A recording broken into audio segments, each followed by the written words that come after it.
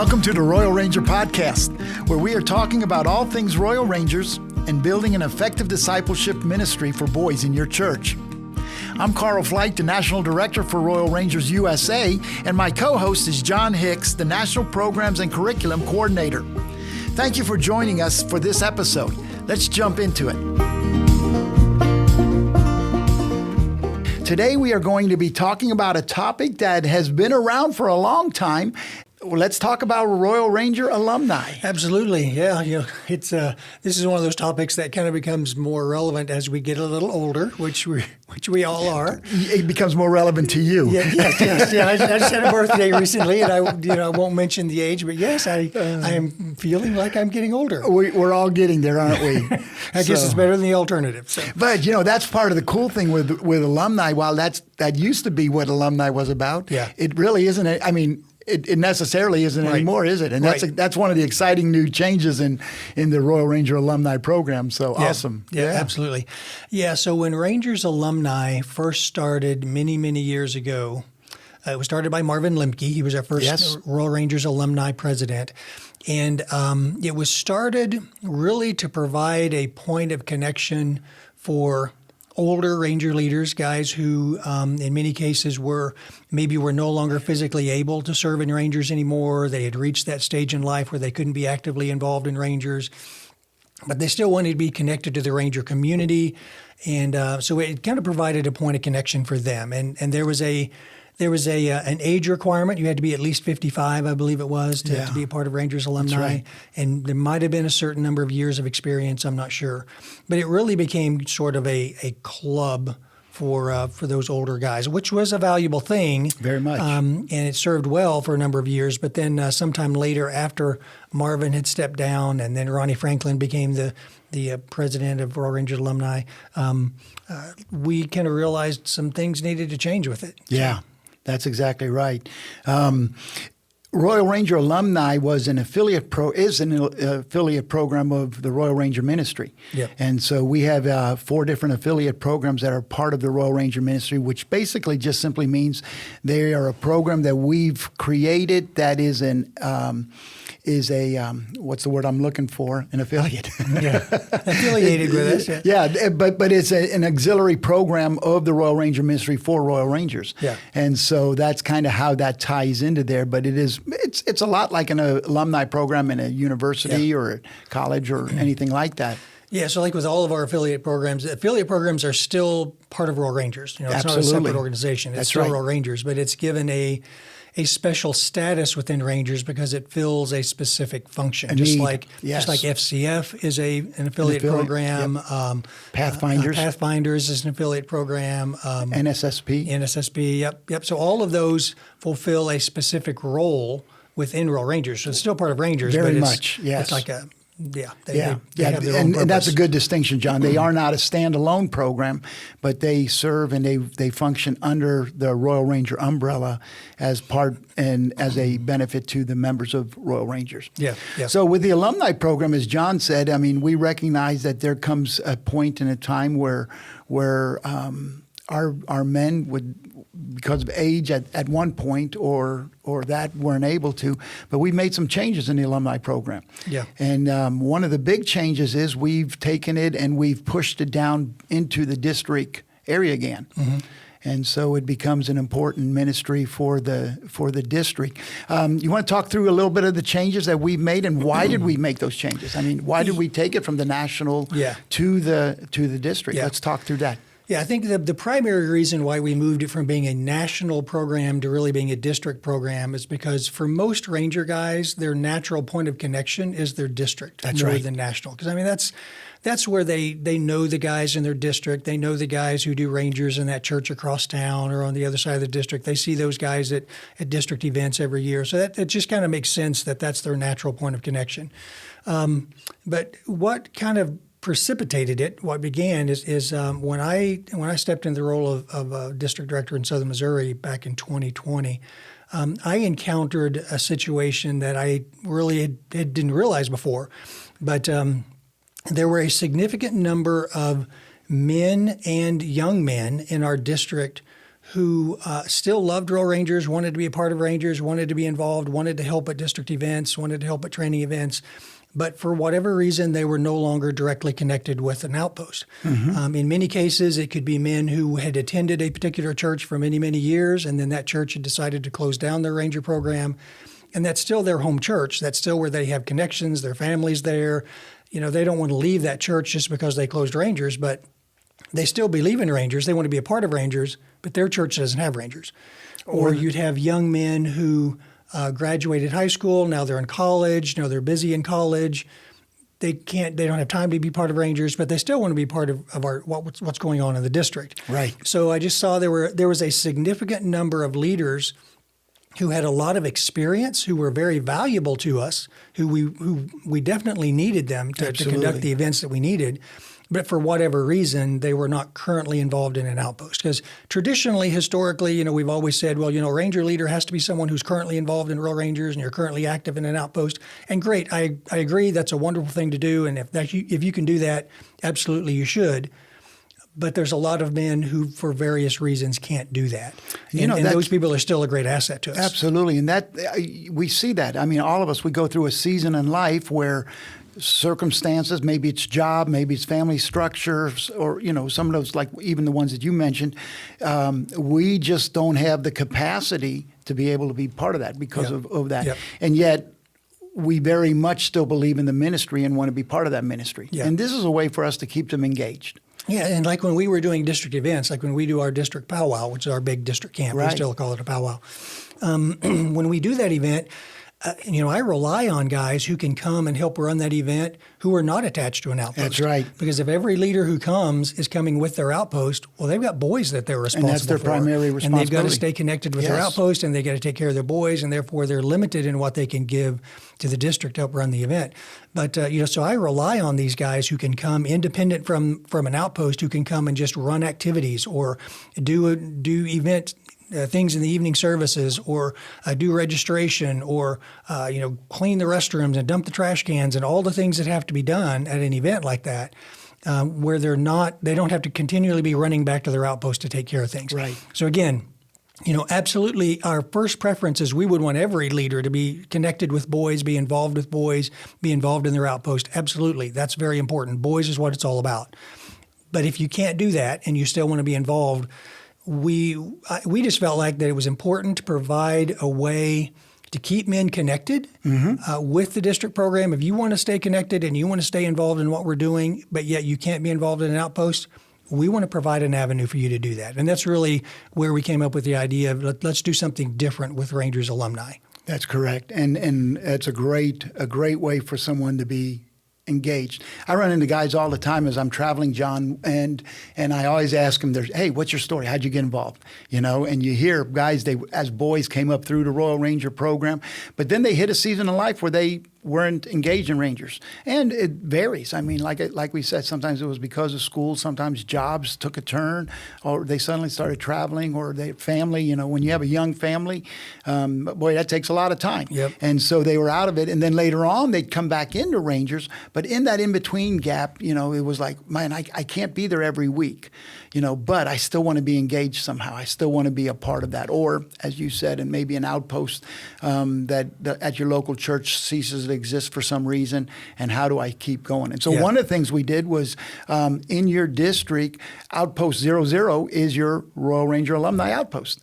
And so they can even charter. We're still chartering for the time being, but we're moving quickly toward the point where we're replacing that. But they can be part of that, and it still gives them that connect, and that's critical. Yeah.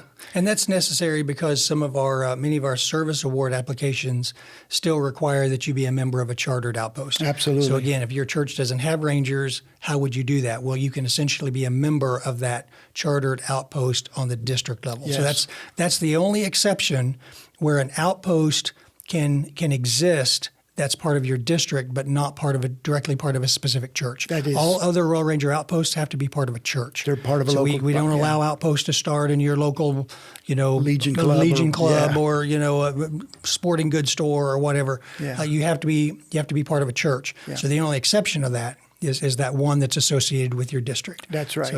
So that just gives them that point of, so they can officially be chartered even if they're not involved in a direct outpost. And so some of the changes that we have made with the Royal Ranger alumni program is we've dropped the age. Like John mentioned, like you mentioned earlier, it was 55, and we've now dropped it down to 18 years of age.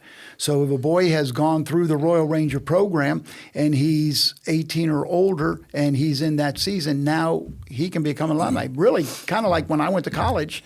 You know, when I got through with college, I was an alumni of that college. Yeah. And in fact, I went to a couple of different colleges, and so even if I didn't graduate from that college, if I just went there for a semester, they consider me alumni. Yeah. And we do the exact same thing with Royal Rangers. Yeah, absolutely. Yeah, because there's a lot of boys. I mean, most guys, when they get into that, you know, they're young, 20-something years, you know, that's when they're beginning their career. They're getting busy. They're getting married. They're having kids.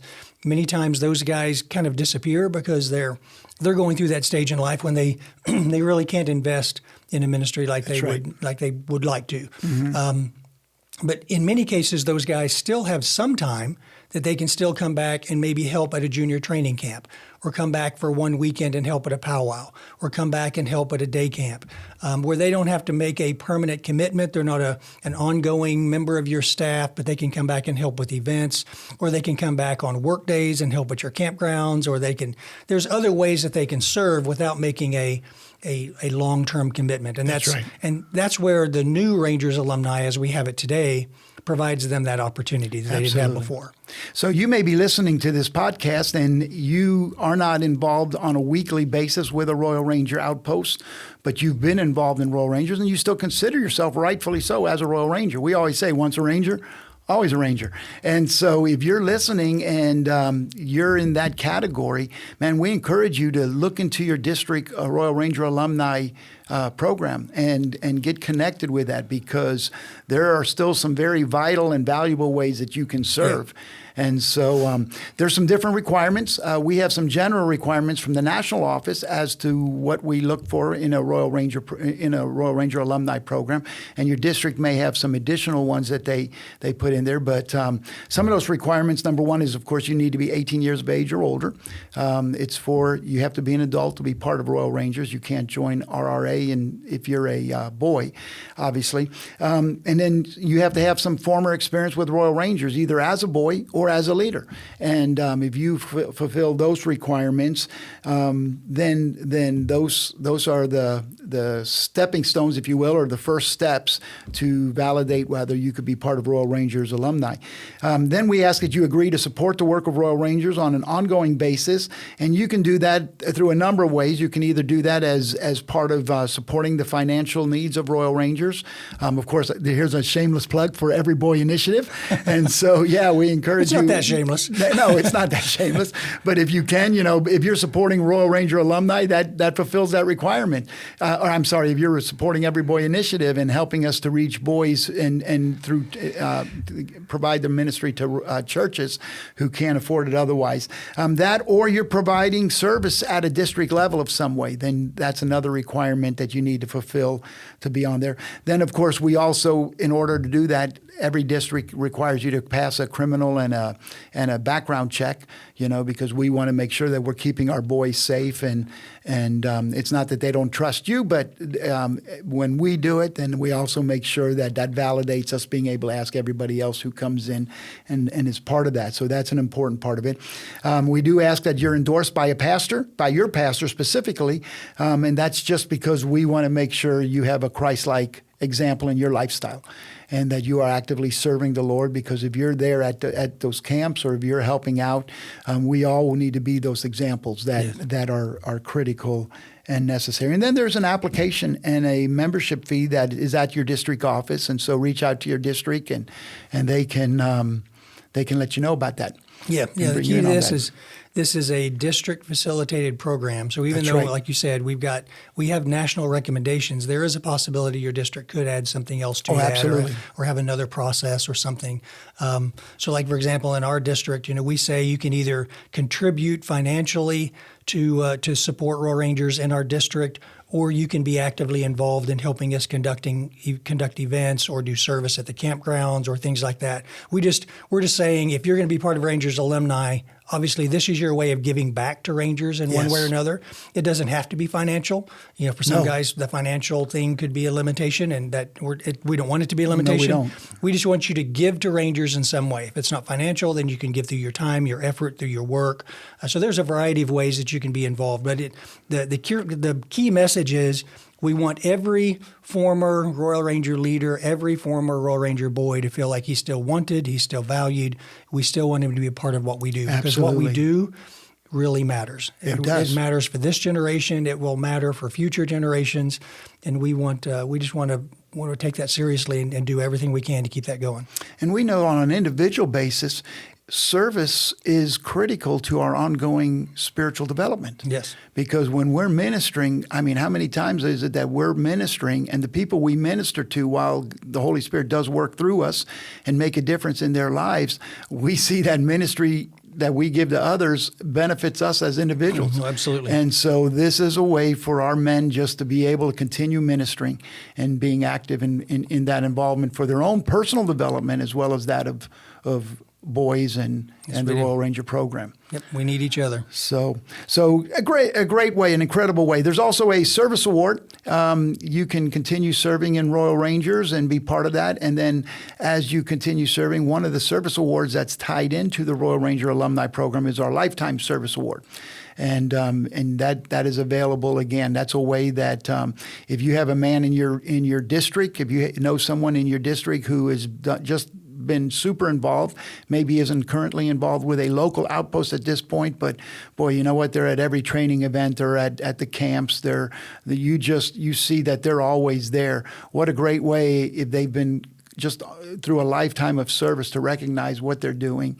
And there is a Lifetime Service Award that can be initiated through your district, and it comes to the national office, and it is a national award that we offer and we provide to our people. Yeah, that's probably the only aspect of RA that is currently still a national aspect. Yeah. That RA Lifetime Service Award is still a national award. So the districts can recommend someone, but it still is approved and processed through the national office. That's a restricted award. Yeah. Yes.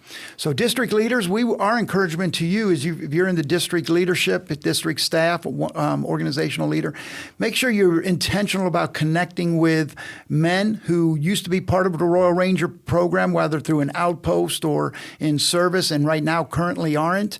Make sure you gather their names and you stay connected with them. It's a great way for us to stay connected with one another and to provide the support and the backing that each of us need in our own development. One of the cores of Every Boy Initiative is that we want every boy and every man to have a community of men in which they can be part of that will help encourage them and help them grow and all of that. Royal Ranger Alumni is a solid way for that initiative or that element of our initiative to be recognized and realized. If you're a man in your district, and sometimes we retire, and when we retire we move to another district because we're moving closer to grandkids or we're just getting out of the cold and moving. But wherever you end up at, it's very possible that you're moving into a district where people didn't know you just because your ministry and your service was in another district. Please make a point to connect with your district office, your Royal Ranger office, and let them know that you're there. Let them know, hey, I used to be involved here. Here's some references, so that district director can reach out to the other district directors. Our district directors do talk with each other, and just it's a way for you to be known in a place that maybe is new to you, but that becomes critical. Yeah. And so if you do move, make sure that you reach out to your new district and just say, hey, I'm here. I'll be available as much or as little as I can be. There'll be obviously no requirement and no you don't have to be involved, to any huge extent. You drive that. You decide that. But be involved. Be connected and help us to know where you are and where you're going. That is the big part of the Royal Ranger Alumni. Besides giving you opportunity to continue to serve, it's giving us an opportunity to know where you are and stay connected with you because you matter. And we really do count you as a valuable part. Listen, Royal Rangers would not happen without the men and the ladies who help make this thing go. And so we value you very greatly. And that is what the Royal Ranger Alumni Program is all about. Amen. We've often said that Royal Ranger leaders never actually retire. They just move on to another season of ministry. That's it. and how true that is. That goes right back to once a Ranger, always a Ranger. Yeah. So anyway, if you have any questions on the Royal Ranger Alumni Program, reach out to your district office. Do get connected with them, help them know you're there. And then they in turn will help you know ways that you can be involved and continue to serve in this vital ministry. We just appreciate everything that you're doing. And then if you have any other questions outside of your district level, you can always reach out here to the national office, and we can also direct you and help you connect with the people in your district if you're in a brand new district and don't know who they are. So that's our Royal Ranger Alumni Ministry. I hope this has been a beneficial podcast for you as we've talked about vital and critical things. And as always, thank you for what each and every one of you do. What you do makes a difference, and the difference that you make. Sometimes we don't know the value of that, and we won't know the value of that here on earth. But as that song says, one by one they'll come when we're up in heaven. And that impact that we've had, that ongoing impact of the people that you've mentored and ministered to, who in turn go on and mentor and minister others, only heaven will be able to tell that. But we appreciate what you do. Thank you so much. And thanks for being part of this podcast.